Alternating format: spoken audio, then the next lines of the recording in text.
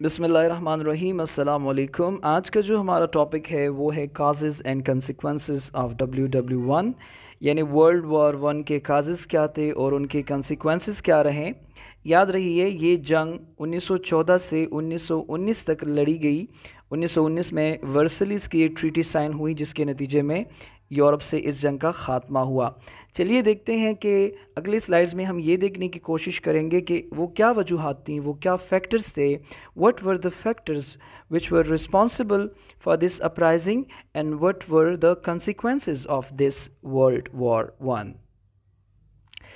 यहाँ पर ये बात जान लीजिए कि इस जंग में दो पावर्स ने हिस्सा लिया, एक एक्सिस पावर्स यानी महवरी ताकतें और एक अलाइड पावर्स यानी मुत्तहिदा ताकतें। इन दोनों ने शिरकत की। एक्सिस पावर्स में बुनियादी तौर पर यानी ये जंग लड़ी गई थी किन के दरमियान, जर्मनी, ऑस्ट्रिया, हंगरी और तुर्की एक साइड पर थे, और एलाइड पावर्स यानी great Britain, US, Japan, Russia, France और इटली ये दूसरे साइड पर थे। इस जंग के वजूहात क्या थे उसमें हम जाएंगे आगे, लेकिन इससे पहले बुनियादी तौर पर ये बात जान लेनी चाहिए कि इसके जो रूट्स हैं वो आपको मिलेंगे फ्रैंको जर्मन वॉर के अंदर। 1870 और 1871 में एक जंग लड़ी गई फ्रांस और जर्मनी के अंदर। फ्रांस और जर्मनी दोनों वेस्टर्न यूरोप में है। इसके अगले स्लाइड में एक मैप भी मौजूद है, उस पर भी मैं आपको दिखा दूंगा। ये इनके दरमियान एक जंग हुई और इस जंग के नतीजे में फ्रांस के दो अहम इलाके अल्सास और लोरेन, ये दोनों इलाकों को जर्मनी ने कब्ज़ा कर लिया। और फ्रांस ने कोशिश की बाद में कि किसी तरह वो अपने इलाके, क्योंकि अल्सास और लोरेन कोई आम इलाके नहीं थे बल्कि वो कोल और आयरन के उनमें बहुत ज़्यादा नेचुरल रिसोर्सेज थे, तो उनसे मालामाल थे। और वैसे भी एक नेशनलिज़म की फ़िज़ा थी कि फ़्रांस वाले ये समझते थे कि फ़्रांस से मोहब्बत जो है वो जर्मनी से दुश्मनी है, और जर्मनी वाले समझते थे कि जर्मनी से दुश्मनी फ़्रांस से मोहब्बत और जर्मनी से मोहब्बत फ़्रांस से दुश्मनी। तो नेशनलिज़म का यूरोप के अंदर बहुत ज़्यादा रुझान पाया जाता था वैसे भी। लेकिन बताने का यहाँ पर मकसद ये है कि जो वर्ल्ड वॉर वन के अगर हम रूट्स की बात करें ना कि कहाँ से उसके रूट्स शुरू होते हैं, बाकी वजूहात तो बहुत हैं, कुछ इमीडिएट कॉजेज़ भी बनी, उस पर भी हम बात करेंगे। तो फ्रैंको जर्मन वॉर जो है 1870-71 में लड़ी गई और उस वही बुनियादी तौर पर फ्रांस और जर्मनी के जो दुश्मनी है उसकी वजह बनी। ठीक है, इस स्लाइड में हम मुख्तलिफ कॉजेज़ के ऊपर एक एक के ऊपर बात करेंगे। सबसे पहले अगर आप ये मैप देखें जिसमें आप वाज़े तौर पर देख सकते हैं कि यूरोप जो हमारे पास है ना, यूरोप कॉन्टिनेंट, उसको बुनियादी तौर पर हम चार हिस्सों में तकसीम करते हैं। वेस्टर्न यूरोप हमारे पास है और ये सबसे स्ट्रॉन्ग भी है। फ्रांस और जर्मनी दो बहुत बड़े ममालिक और स्ट्रॉन्ग ममालिक इसका हिस्सा हैं। देन ईस्टर्न यूरोप है, आप देखिए नॉर्दर्न यूरोप है और सदर्न यूरोप है। ठीक है, तो इसमें बुनियादी तौर पर जो मैंने बात की थी फ्रैंको जर्मन वॉर की, बुनियादी तौर पर आप देखें कि ये पड़ोसी ममालिक हैं और इनके दरमियान जंग हुई थी और जर्मनी ने फ्रांस के वो अल्सास और लोरेन वाले इलाके फ़तह किए थे। ठीक है, अब बात करते हैं कुछ और कॉजेज़ की। मैं कोशिश करता हूँ कि मैं कम वक्त में और अपनी बात को मुख्तसर तरीके से और इंतहाई सादा अल्फाज में पेश करने की कोशिश कर सकूँ। इसमें बुनियादी जो वजह थी, कुछ और भी बातें होंगी जो वक्तन फ़वक्तन आएंगी। फॉर एग्ज़ाम्पल अगर आप देखें पिछले स्लाइड में तो मैंने कहा था कि इटली जो है, इटली वो एलाइड फोर्सेस में था। ठीक है, यानी फ्रांस और ग्रेट ब्रिटेन के साथ था। लेकिन मैं आपको एक बता दूं कि इटली बुनियादी तौर पर इसको होना चाहिए था एक्सिस पावर्स के साथ। उसकी वजह क्या थी? उसकी वजह ये थी कि इटली ने जर्मनी और ऑस्ट्रिया से एक मुआहिदा किया था कि हम, यानी उस मुआहिदे की वजह क्या थी? उस मुआहिदे की वजह ये थी कि उन्होंने कहा था, इटली ने इनसे मुआहिदा जब किया था, इसको ट्रिपल अलायंस भी कहते हैं या इत्तेहादी सलासा भी कहते हैं। इसका बुनियादी मकसद ये था कि जब भी उनको ज़रूरत हुई, कोई वेस्टर्न साइड से फ्रांस की तरफ से कोई मुमकिन जंग की नौबत पेश आई तो इटली उनकी मदद करेगा। ठीक है, और जर्मनी और ऑस्ट्रिया ने ये उनको इंश्योर करवाया था कि अगर ईस्टर्न यूरोप से ये एड्रियाटिक सी है, एड्रियाटिक सी के हवाले से उस पर कोई मुमकिन हमला ہو تو اس صورت میں جرمنی اور آسٹریا اس کی مدد کرے گا. تو ان کے درمیان ایک معاہدہ موجود تھا, اس کو ٹرپل الائنس کہتے ہیں. لیکن این موقع پر اٹلی جو تھا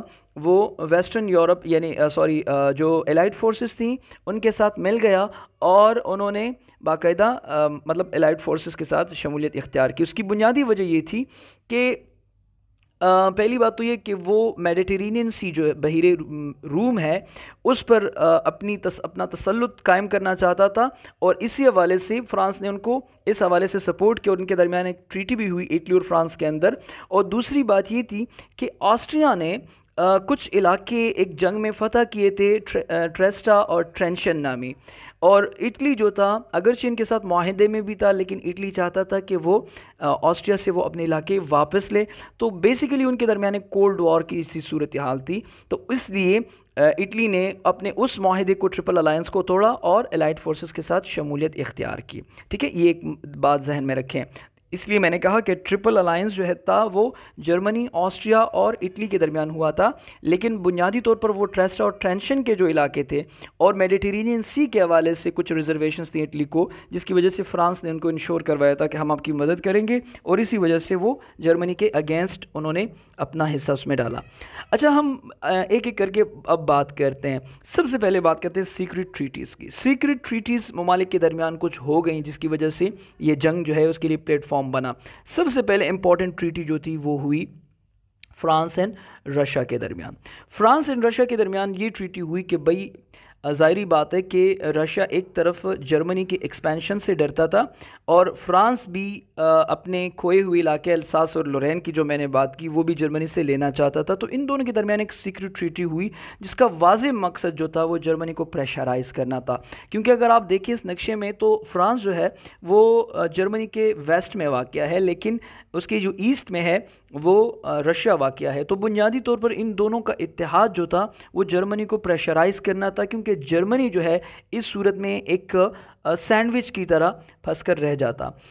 اس حوالے سے دوسری بات اس نے یہ کی کہ اب جرمنی نے کیا کیا, جرمنی نے ترکی سے ٹریٹی کر لی. جرمنی اب اس وقت ترکی میں جو تھا وہ خلافت عثمانیہ قائم تھی. تو جرمنی نے کیا کیا کہ ترکی سے ٹریٹی سائن کی. اس ٹریٹی کا مقصد یہ تھا کہ ممکنہ طور پر فرانس کی طرف سے کوئی مزاحمت ہو تو ترکی اس کی مدد کرے گی. ٹھیک ہے, پہلی بات ترکی کو یہ فائدہ تھا کہ ترکی اور رشیا کے درمیان بلیک سی بحیر اسود کے حوالے سے اور جو ایسٹرن یورپ کے کچھ حصے تھے ان کو لے کر رشیا اور ترکی کے درمیان بھی ایک تنازع کی صورتحال تھی. تو اس صورت میں جرمنی نے انشور کیا کہ رشیا کی طرف سے ممکنہ حملے کی صورت میں جرمنی آپ کی مدد کرے گا, اور فرانس کی صورت میں اگر جرمنی نے کہا فرانس مجھ پر حملہ کرے تو ترکی میری مدد کرے گا. تو یوں جرمنی اور ترکی جو تھا وہ پولیٹیکل الائے بن گئے. تو اس قسم کے جو سیکرٹ ٹریٹیز تھے بنیادی طور پر اس نے یورپ کے اندر ایک مطلب ہے کہ ایک انارکی سی صورتحال پیدا کر دی اور انتہائی خطرناک صورتحال پیدا ہوئی, اور آہستہ آہستہ یہ گراؤنڈز جو ہے وہ ورلڈ وار 1 کے لیے بننے لگے. ٹھیک ہے, تو سب سے پہلے جو اس کی وجہ تھی وہ تھی سیکرٹ ٹریٹیز کے حوالے سے. دوسرے نمبر پر جو اس کی بنیادی وجہ تھی جنگ عظیم اول کی وہ تھا نیشنلزم. اب نیشنلزم جو ہے وہ کیا ہے؟ سب سے پہلی بات تو یہ ہے کہ نیشنلزم جو اس کو ویسٹرن نیشنلزم کہتے ہیں, میں اسلامک نیشنلزم پر بات نہیں کر رہا.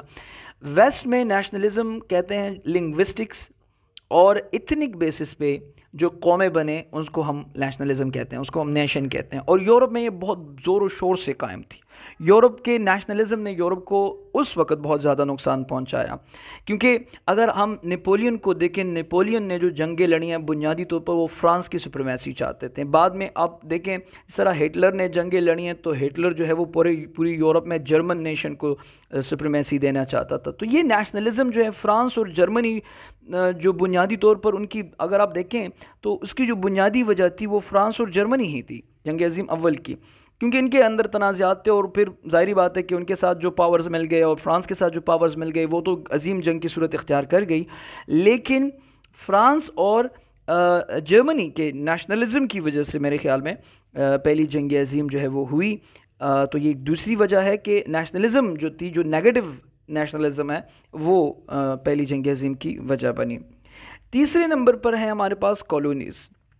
اب ظاہری بات ہے کہ اس وقت پورے یورپ کا اگر آپ دیکھیں، انگلینڈ کا دیکھیں، گریٹ بریٹن کا، فرانس کا دیکھ لیں، اس وقت انہوں نے مختلف قسم کی کالونیز بنائی تھی۔ بریٹن نے جس طرح ایشیا میں اور افریقہ میں گریٹ بریٹن کی کالونیز موجود تھی، فرانس کی بھی کچھ کالونیز موجود تھی، یورپ کے اندر بھی، یورپ سے باہر بھی، افریقہ وغیرہ میں، جرمنی کی بھی تھی۔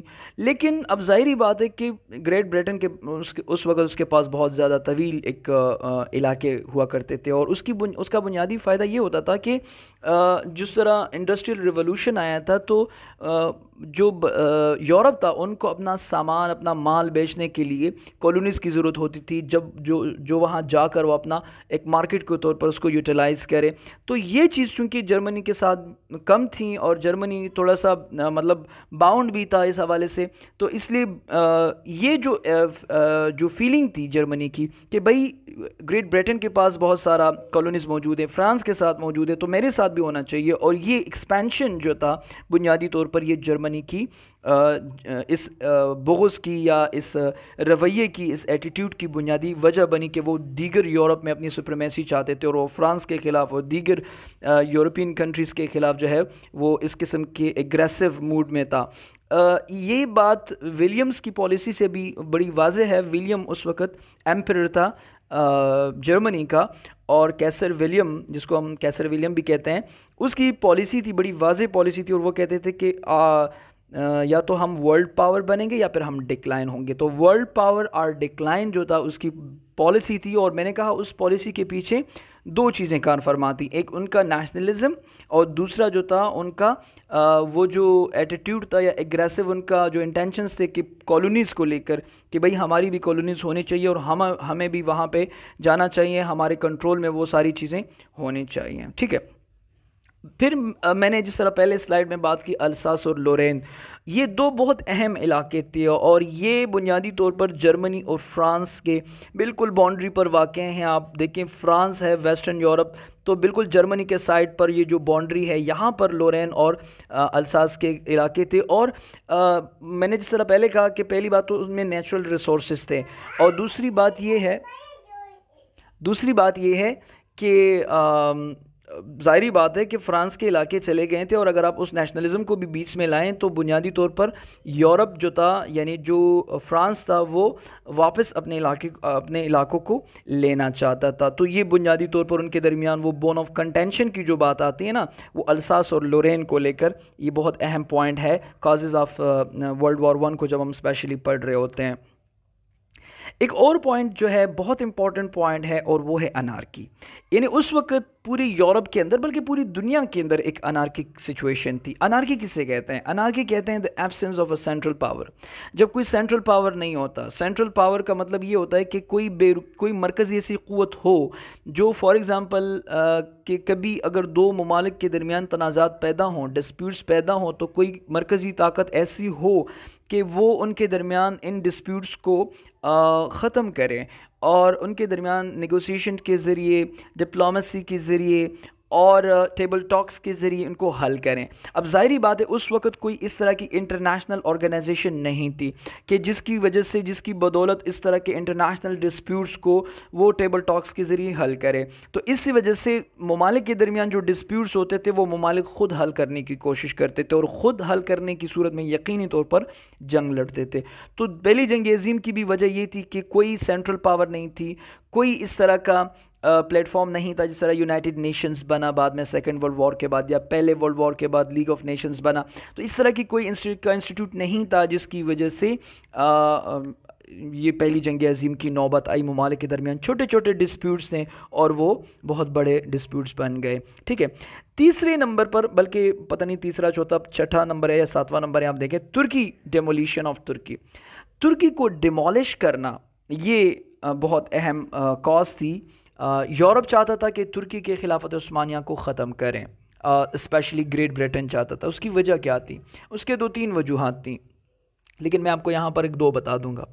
پہلی وجہ یہ تھی کہ یورپ جو تھا، بلکہ خلافت عثمانیہ جو تھی، وہ ایسٹرن یورپ کے بہت سارے ملکوں پر کنٹرول رکھتا تھا، ٹھیک ہے۔ پہلی بات تو یہ تھی، لہٰذا ان یورپین پارٹ جو ہے خلافت عثمانیہ کا، ظاہری بات ہے کہ ہمیشہ سے کوشش رہی یورپ کی اور ویسٹ کی کہ وہ ترکی سے وہ اپنے علاقے جو ترکی نے قبضہ کیے وقتاً فوقتاً یورپ کے، ان سے وہ واپس لیں۔ یقینی طور پر پہلا جو ایم تھا وہ یہی تھا۔ دوسری بات یہ تھی کہ اسپیشلی گریٹ بریٹن کو یہ خطرہ تھا، گریٹ بریٹن یہاں ہے آپ دیکھیں، گریٹ بریٹن کو یہ خطرہ تھا کہ ترکی ایک طرف یورپ میں اپنی ایکسپینشن کرے گا اور یورپین کنٹریز، یورپین ایریاز پر وہ رول کر رہا ہے جو علاقے ان سے چھینے گئے تھے یورپ سے۔ دوسری بات یہ تھی کہ ترکی جو تھا یعنی خلافت عثمانیہ جو تھی اس وقت وہ بہت زیادہ ایکٹیو تھی جو کالونیز تھی اسپیشلی گریٹ بریٹن کے حوالے سے، کیونکہ اگر آپ نے سنا ہو تحریک ریشمی رومال کا سلک لیٹر کنسپیریسی، کہ جس میں ترکی اور ہندوستان کے مسلمان اور افغانستان نے ایک پلان بنایا تھا، ایک کنسپیریسی کی تھی گریٹ بریٹن کے اگینسٹ، جس کا مقصد انگریزوں کو، برطانیہ کو ہندوستان سے نکالنا تھا، اور اس کے تحت شجاع Pasha defence minister of Ottoman کیلیفٹ اور افغانستان کے رولر اور ہندوستان کے مسلمان جو تھے وہ انوالوڈ تھے۔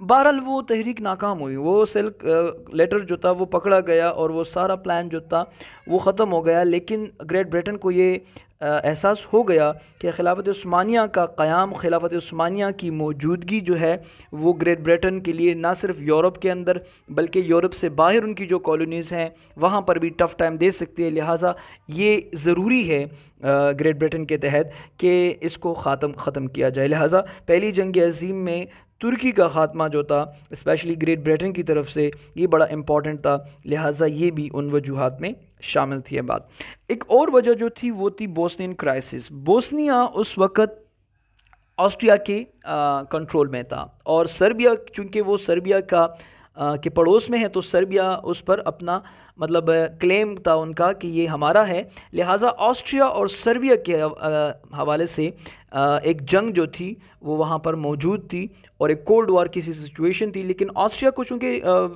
جرمنی کا ساتھ حاصل تھا لہٰذا اس نے سربیا کی کوئی پرواہ نہیں کی، اور اپنی شاہانہ دھاک بٹھانے کے لیے کیا ہوا کہ جو شہزادہ تھا آرک ڈیوک فرڈیننڈ، وہ اپنی اہلیہ سمیت جو آسٹریا کا شہزادہ تھا، ولی عہد تھا، وہ سربیا کے دورے پر گیا، اور وہاں پر جو نیشنلسٹ جو لوگ تھے انہوں نے ان کا ویلکم کیا ایک بام سے، جس میں اس کی بیوی صوفیہ، اور وہ اس وقت پریگننٹ بھی تھی، اور شہزادہ جو فرڈیننڈ تھا وہ اس کی اسیسینیشن ہو گئی، جس کی وجہ سے یہ جو کولڈ وار کی سی سچویشن تھی سربیا اور آسٹریا کے درمیان بنیادی طور پر وہ ایک گرم جنگ میں تبدیل ہوئی۔ آسٹریا نے پھر سربیا پر حملہ کیا اور اس سے جنگ عظیم کا آغاز ہو گیا۔ ٹھیک ہے، یہ کچھ وجوہات تھیں کہ جن کو میں نے بڑے سمپل انداز میں اور کوشش کی کہ کم وقت میں اس کو کور کرنے کی کوشش کر۔ امید ہے یہ میپ آپ کی پاس ہے، اور اگر میں آگے سلائڈز میں کچھ بات کروں اور وہ میپ سے ریلیٹ کرتی ہوں تو پھر آپ اس کو واپس آ کر دیکھ بھی سکتے ہیں کہ بھئی میں کس چیز کی بات کر رہا ہوں۔ ٹھیک ہے، تو میں آگے جاتا ہوں۔ اتنی کازز کافی ہیں، اور بھی کچھ وجوہات تھی لیکن میں نے تقریباً یہاں پر 7-8 کا ذکر یہاں پر کر دیا۔ ٹھیک ہے، اب اگر ہم ایونٹس کی بات کریں تو ایونٹس میں یہ جس طرح میں نے کہا کہ Austrian attack on Serbia per Austria نے اٹیک کیا کیونکہ شہزادہ فرڈیننڈ کو اسیسینیٹ کیا گیا اور اس نے جنگ اختیار کر دی۔ اب اس کے بعد فرانس اور رشیا نے سربیا کو سپورٹ کیا، اور رشیا نے یہ کہا بلکہ انگلینڈ سے اپیل کی کہ بھئی آپ سربیا کو سپورٹ کریں، اور سربیا یہاں پر جو ہے وہ حق بجانب ہے۔ اس دوران جرمنی نے فرانس کو بھی کہا کہ بھئی آپ اپنے حد میں رہیں، اور رشیا سے بھی کہا کہ بھئی ان دونوں کا آپس کا مسئلہ ہے، ان کو حل کرنے دیں، آپ اس جنگ سے دور رہیں۔ سیریسلی اگر یورپ چاہتا اور اسپیشلی گریٹ بریٹن چاہتا تو اس جنگ کو وہیں پر ختم کیا جا سکتا تھا، یہ کوئی زیادہ بہت بڑا ایشو نہیں تھا، اس کو حل کیا جا سکتا تھا۔ لیکن جس سے میں نے پہلے کہا کہ برطانیہ نہیں چاہتا تھا کہ وہ اس جنگ کو، وہ چاہتا تھا یہ جنگ شروع ہو، کیونکہ وہ خلافت عثمانیہ کے خلاف ان کو پتہ تھا کہ جرمنی اس جنگ میں کودا تو خلافت عثمانیہ ترکی بھی کودے گی اس جنگ میں، اور اس صورت میں ہم ترکی کو ڈیمولش کر سکتے ہیں۔ تو بنیادی طور پر یہی ایک ریزن تھی جو اس جنگ کی وجہ بنی۔ تو جرمنی نے کیا کیا؟ جرمنی نے سب سے پہلے انہوں نے جنگ چھیڑ دی، لیکن جنگ انہوں نے کس سے چھیڑی؟ ایک طرف انہوں نے رشیا پر حملہ کر دیا 1 اگست 1914 کو، اور اس سے باقاعدہ طور پر جنگ عظیم اول کا آغاز ہو گیا، اور دوسری طرف جرمنی نے حملہ کیا بیلجیم پر بیلجیم یہاں پر ہے، آپ دیکھ سکتے ہیں یہ بیلجیم ہے، اور بیلجیم پر حملہ کرنے کا بنیادی مقصد یہ تھا کہ یہاں پر فرانس کی اقدام کو بلاک کیا جائے اور یہاں پر ان کے لیے ایک پہاڑ جو ہے بنا دیا جائے تاکہ سیکیورٹی پرپس کے لیے اس کو استعمال کیا جا سکے، اور اس سائٹ پر انہوں نے رشیا پر حملہ کر دیا، ٹھیک ہے۔ تو یہ یہاں سے باقاعدہ جنگ کا آغاز ہو گیا۔ تو جرمنی نے ایک تو بیلجیم پر حملہ کیا، دوسرا رشیا پر حملہ کیا۔ اس دوران 1917 میں رشیا کے اندر گورنمنٹ تبدیل ہوئی اور انتہائی جو ریولوشنری تھے، ایکٹیوسٹ تھے، اسپیشلی کمیونسٹ پارٹی کے، وہ تھے ولادیمیر لینن۔ لینن کی حکومت آئی تو لینن اس جنگ سے نکلنا چاہتا تھا۔ لینن نے اس جنگ کا خاتمہ کیا اور جرمنی سے کہا ہمیں تم سے کوئی جنگ نہیں لڑنی اور ہم تمہیں ایسٹرن یورپ کے علاقے بھی آرام سے دے دیتے ہیں، آپ جانو آپ کا کام جانو، میں نے جنگ نہیں کرنی۔ تو رشیا اس جنگ سے نکل گیا۔ اب جب رشیا نکل گیا اس جنگ سے تو رشیا کا جرمنی کا جو ایسٹرن پارٹ تھا اس سے وہ سیف ہو گیا۔ جب وہ سیف ہو گیا تو اس کو اسٹریٹجک ڈیپتھ مل گیا، یعنی ایک سائڈ سے وہ سیف ہو گیا، اب صرف فرانس سے اور ویسٹرن سائڈ سے اس نے لڑائی لڑنی ہے، تو لہٰذا جرمنی نے بہت عجیب و غریب اٹیکس کیے اور قریب تھا کہ جرمنی یہ جنگ الائڈ فورسز سے جیت جاتا، لیکن اسی دوران یو ایس کی انٹری ہوئی الائڈ فورسز کے ساتھ۔ یو ایس نے اس جنگ میں شمولیت اختیار کی، الائڈ فورسز کا ساتھ دیا جرمنی کے اگینسٹ، اور اس یو ایس اٹیک کی بنیادی طور پر دو وجوہات تھیں۔ پہلی وجہ یہ تھی کہ جنگ کے نتیجے میں واضح طور پر جو حالت یورپ کی بن گئی تھی اس سے بلا شبہ یو ایس کے اندر انفلیشن بڑھ گئی، اس سے بے روزگاری بڑھ گئی، جس کا اکانومی پر ڈائریکٹ صورت اثر انداز یہ جنگ ہو رہی تھی امریکہ کے اندر۔ تو امریکہ کے پاس کوئی اور آپشن نہیں تھا بجائے اس کے کہ وہ اس جنگ میں خود کودیں۔ دوسری بات یہ تھی کہ جو جرمن کے سب میرینز تھے انہوں نے بھی جو بحری بیڑے تھے اٹلانٹک اوشن کے اندر ان پر حملے کرنا شروع کر دیے، اور ایک حملے میں انہوں نے لیوزیٹینیا کا ایک بحری بیڑا بھی تباہ کر دیا، جس کی وجہ سے امریکہ نے جو ہے وہ باقاعدہ طور پر جرمنی کے خلاف جنگ کا اعلان کر دیا، ٹھیک ہے۔ تو یہ کچھ ایونٹس تھے۔ اس کے علاوہ جو اگر ہم بات کریں کہ جرمنی نے ایکسس نے یہ جنگ کیوں ہاری اور الائڈ فورسز نے کیوں جیتی، اس کی بہت ساری وجوہات ہیں، لیکن یہاں پر میں دو کا ذکر کروں گا۔ پہلی بات تو یہ ہے کہ اگر امریکہ اس جنگ میں نہ کودتا تو شاید جرمنی یہ جنگ جیت جاتا، تو امریکہ کے آنے کی وجہ سے الائڈ فورسز کو ایک تقویت ملی۔ دوسری بات یہ ہے کہ رومانیہ ایک علاقہ تھا جو جرمنی کے ساتھ تھا، آپ دیکھیں یہ رومانیہ ہے، یہ اتنا اس وقت نہیں تھا، بعد میں یہ اس جنگ کے بعد اس میں کچھ علاقے شامل کر دیے گئے جس سے اس کی وسعت حاصل ہوئی۔ یہ تیل کے ذخائر تھے یہاں پہ، تو یہ سپلائی کرتے تھے جرمنی کو تیل کے ذخائر، تو یہاں پر رومانیہ جب چلا گیا ایسٹرن یورپ سے تو جرمنی کو وہ تیل کی فراوانی جو ہے اس میں تعطل پیش آیا، جس کی وجہ سے جرمنی کی سچویشن پوزیشن کمزور ہو گئی۔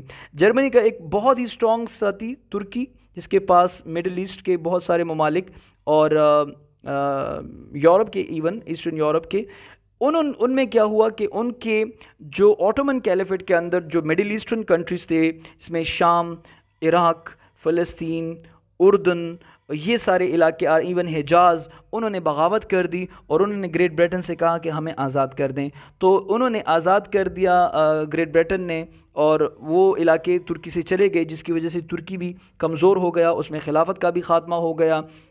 برطانیہ نے فلسطین کو اپنے پاس رکھا تاکہ آئندہ آنے والے دنوں میں وقتوں میں وہ اسرائیل یہودیوں کے لیے وہ پلیٹ فارم بنا دیں، اور شام اور عراق کو فرانس کے حوالے کر دیا، ان کی قسم کی کالونیز بن گئی۔ حجاز کو جو ہے وہ جدا کر دیا، مکہ مدینہ کو جدا کر دیا، تو اس کے ذریعے وہ جو مرکزی حیثیت تھی ترکی کی آٹومن کیلیفٹ کی وہ ختم ہو گئی، کمزور ہو گئی۔ بالآخر خلافت تو 1923 تک جاری رہی تھی، وہ بعد میں مصطفیٰ کمال اتاترک نے اس کو ختم کر دیا۔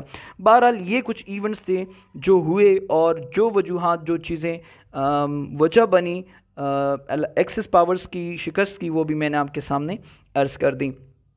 اب ویلیم جو تھا، جو جرمنی کا ایمپرر تھا، اب اس نے جو یہ صورتحال دیکھی تو اس نے باقاعدہ جنگ ہارنے کا اعلان کر دیا، اور خود وہ نیدرلینڈ بھاگ گیا اور وہاں سے کہا کہ بھئی ہمیں غیر مشروط انداز میں صلح پسند ہیں، ٹریٹی آپ کریں، جو بھی کریں ہم مانیں گے اس کو، بہرحال اس جنگ کو ختم کریں، اور اس طرح اس جنگ کا خاتمہ ہوا۔ ووڈرو ویلسن اس وقت امریکہ کے پریزیڈنٹ تھے، اس نے اپنے 14 پوائنٹس بھی بیان کیے تھے، لیکن بعد میں ورسلیز کی ایک ٹریٹی ہوئی جس کے تحت اس جنگ کا خاتمہ ہوا۔ لیکن ورسلیز کی جو ٹریٹی تھی، ورسلیز بنیادی طور پر فرانس کا ایک شہر ہے، اور وہاں پر ایک ٹریٹی سائن ہوئی، اور یہ ٹریٹی بہت طویل ٹریٹی تھی، تقریباً 444 اس میں آرٹیکلز تھے، اور بہت طویل ایک ڈاکومنٹ تھا جس میں جرمنی اور اس جنگ بندی کے حوالے سے کچھ باتیں جو تھیں اس میں شامل تھیں۔ اگر آپ اس ٹریٹی کو دیکھیں گے اور اس کے پروویژنز کو دیکھیں گے تو آپ یہ جانیں گے کہ یہ امن نہیں تھا، بلکہ بنیادی طور پر ایک ویسٹ پر جو لاگو کیا گیا جرمنی پر ایک بہت ہی